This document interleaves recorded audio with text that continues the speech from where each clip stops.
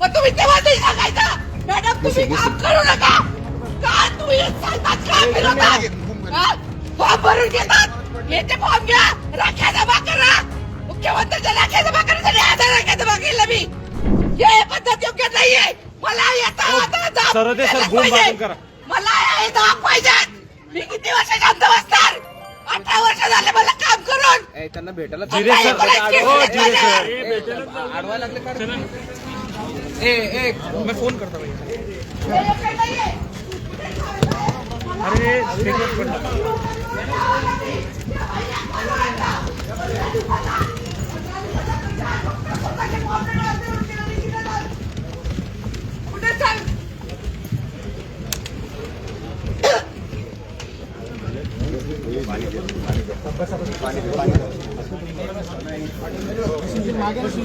Sarode sir की वो हमारे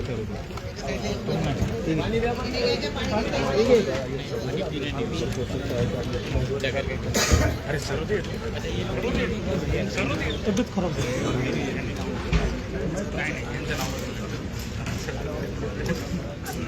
जवान सरोदे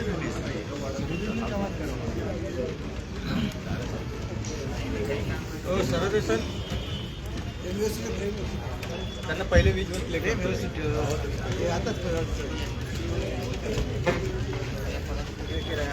कुठे शिकवायचं कुठे सावे साहेब कुठे कराड साहेब कुठे त्यांनी मला बघितलं नाहीये का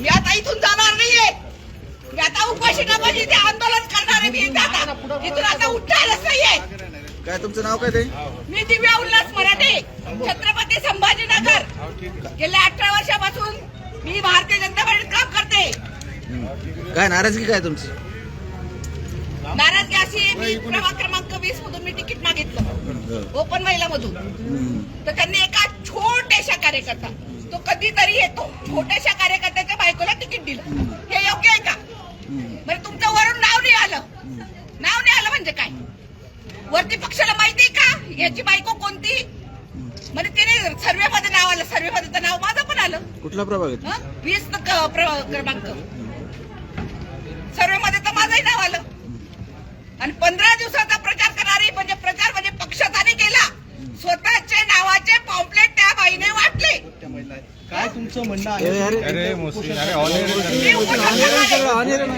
उपोषण करणारे मी इथून उठायला नाहीये आज महिला कार्य मागच्या वेळेस सुद्धा इतक्या वर्षानंतर निवडणुका मागच्या 15 मध्ये 5 वर्षात साहेब 2015 मध्ये सुद्धा निवडणुका झाल्या तेव्हा सुद्धा माझा बी फॉर्म आलेला माझा बी फॉर्म जर पळत असतील मी दिव्या उल्हास मराठे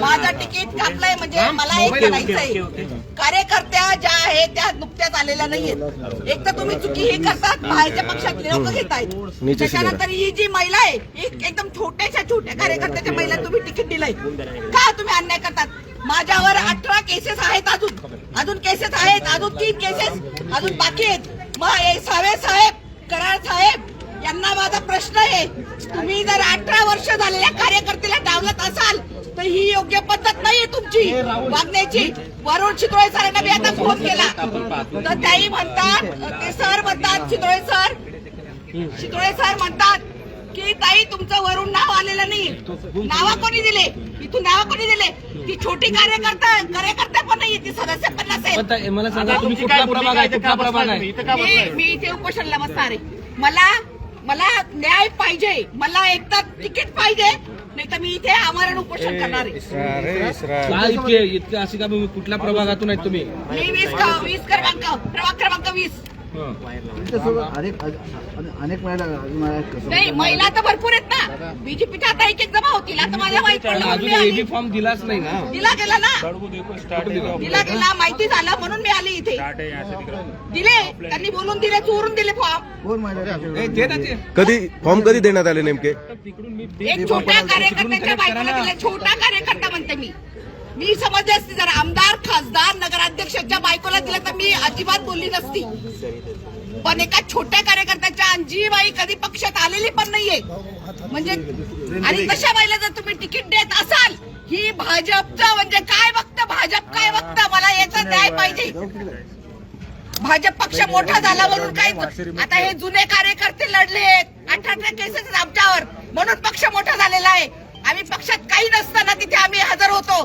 पक्ष जेव्हा कमी पक्ष वाढला नव्हता, आता पक्ष वाढला म्हणून जुन्या लोकांना डावलायचं ही योग्य पद्धत नाहीये. मला सांगा तुमचा प्रभाग कोणता आहे आणि तुमच्या काय नेमकी उठून आपण बोलू शकतो? हा, सांगा. बोला बोला प्रभाग क्रमांक काय 20. तुमचं नाव सांगा, कुठून माझा इच्छुक? दिव्या उल्हास मराठे. मी प्रभाग क्रमांक 20 मधून इच्छुक महिला म्हणून होती. ओपन मध्ये मी फॉर्म भरलेला होता. तर मला डावलण्यात आलंय. स्थानिक लोकं, कराड साहेब, आळे साहेब, सुळे सर, यांना बोलला. त्यांनी कामं केली त्याच्या मुख्यमंत्री पूर्ण इमानदारीने त्यांनी कामं केली. त्यांनी अन्याय झालाय हा एक हिंदू मतदारसंघ, हिंदू लोकांचा प्रचार करत आहे. अशा लोकांना हे नुकसान करताय. नाही तयारी करा म्हणून तरी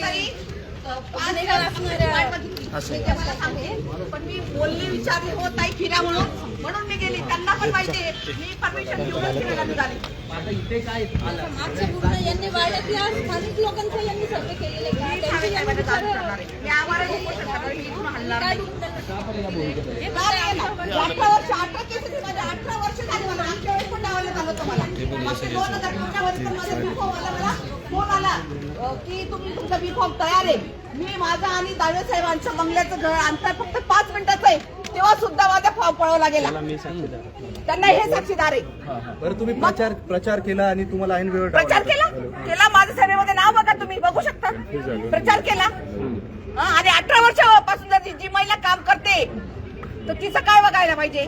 तुम्ही फॉर्म वगैरे भरला, तयारी केली त्याची? हो तयारी आहे. मी फॉर्म भरणार आहे मी फॉर्म. फक्त तुमचा काय एबी फॉर्म मिळायचा?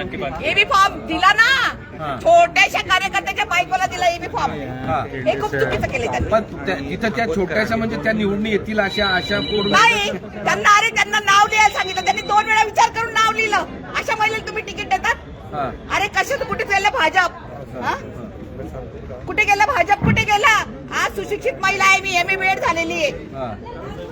एवढा संताप, एवढा आक्रोश का नाही राहणार? करावा लागतो, कुणामुळे करावं लागतं? पक्षामुळे. स्थानिक लोक वरून नाव आलेलं नाही म्हणे. वरून कसं नाव येणार? तुम्ही दिलं तर वरून नाव येईल ना. चव्हाण साहेबांना थोडीच माहिती आहे की कोण दिव्या मराठे कोण काय. तुम्ही नाव इथून जायला पाहिजे ना. स्थानिकांनीच मला हे केलेलं आहे. मागच्या वेळी पण स्थानिकच होते. मग आता काय पुढे? आता मी आमरण उपोषणला बसणार. बरं, मी इथून हलणार नाही. तुम्ही नेत्यांना भेटण्याचा प्रयत्न केला? नाही, आता आली ना मी. भेटणार आहे मी त्यांना. काम केलेलं आहे. ठसा आहे हा उमटलेला. आज दिव्या मराठीला कोणी ओळखतं? आज इतके आंदोलन केले. 18 केसेस कशामुळे झाले बघा ना तुम्ही. नावं बघायला पाहिजे. 18 केसेस झालेले आहेत. तेव्हा कुठे होत्या या कार्यकर्त्याच्या बायका? कुठे होत्या? असं म्हणजे तुम्ही जेव्हा कार्यकर्ते महिला कार्यकर्ते प्रत्येकाला मागच्या वेळेस पण डावललं. फक्त एकाच महिलेला तिकीट दिलं. आता पण तेच चालू आहे. आता मला 4-5 जणींचे फोन आले. येतील आता एक जमा होतील. सकाळी तुम्ही साहेबचे बंडवर मला आता मला सांगा, या भूमिकेला पक्षाने तुमची दखल घेतली नाही. आता जर तुम्ही भेटायला आले, मी आमरण उपोषणला बसणार आहे. पक्ष काही असो. किती दिवस पक्षाचं बघायचं? लोक बाहेरून येतात आणि नाही ते बाहेरून आलेत. मग काय बाहेरून आलेत म्हणजे त्यांनी पक्षाचं आणि आम्हाला पक्षाचं काम करा.